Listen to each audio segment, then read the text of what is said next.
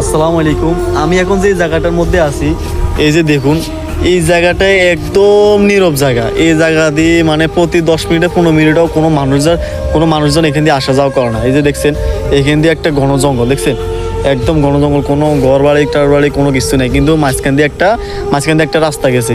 এখানে বিকেলবেলা কোনো মানুষজন দেখাই যায় না, বিশেষ করে দিনে বেলাকে পুরো দিনে কোনো মানুষজন তেমন দেখা যায় না। এখানে একজন মানুষকে যদি মারে, জঙ্গলের ভিতরে মারে কাটি ফালাই দেয়, কোনো অঘটন ঘটে মানে কেউ কইতে পারবো না, কারণ আশেপাশে কোনো ঘর নাই। ওই অনেক দূরে এদিকে রাস্তা আছে, কিন্তু রাস্তা একটা আছে, কিন্তু বিশেষ করে এই রাস্তা দিয়ে কেউ আসা যাওয়া করে না। এই যে দেখছেন, সব অন্ধকারের মতন দেখা যায়, সব জঙ্গল।